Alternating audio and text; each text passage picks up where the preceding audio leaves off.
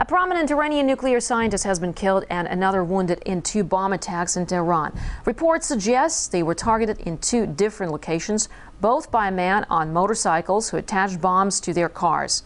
Kiam Hadri is a journalist and broadcaster in Tehran and joins us live now for more on this.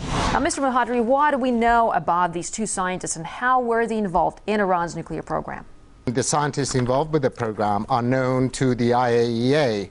However, singling out scientists purely because they have links to Iran's civilian nuclear programs is a bit silly.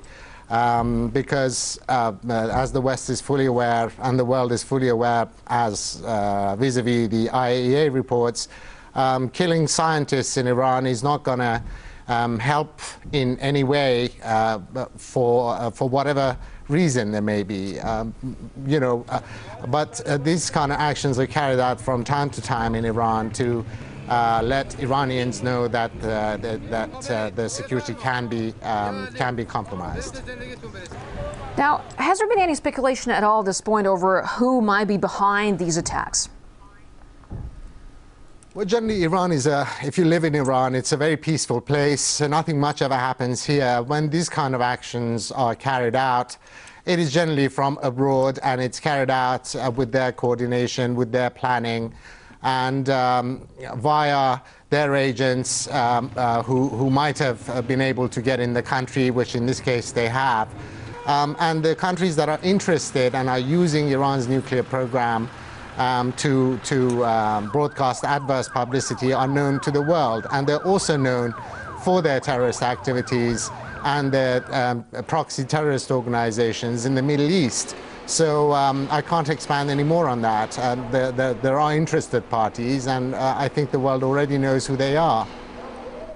Well, what's been the reaction to these attacks in the country, and are they probably being seen as an attempt to hamper Iran's nuclear program? Well, Iran's nuclear program is very extensive, and since Russia itself is involved in the program, they know the extent of it, but it is entirely peaceful.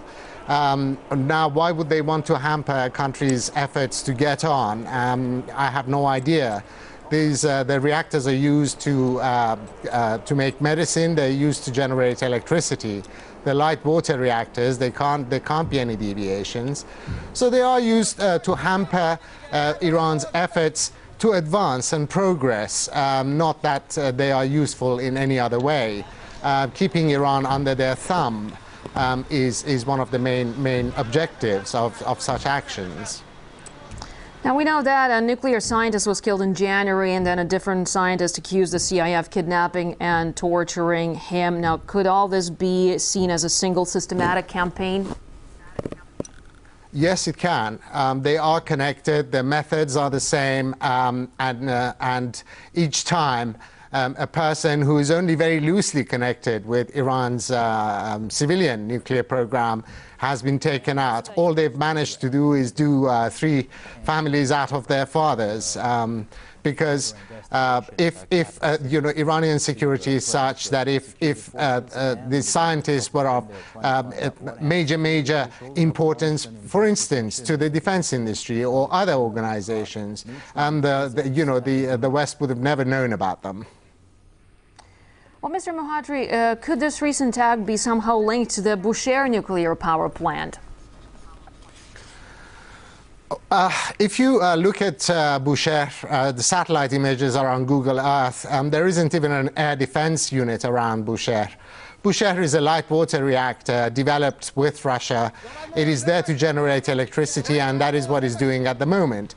But the significance is that it has started generating electricity.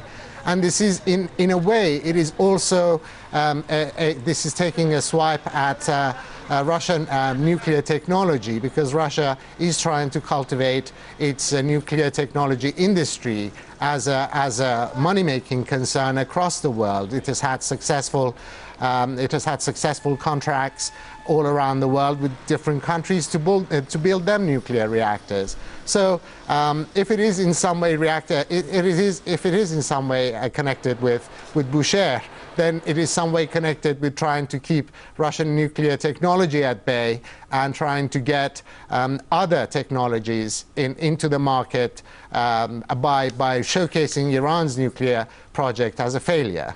All right, Mr. Matari, thanks very much indeed for your views here on RT.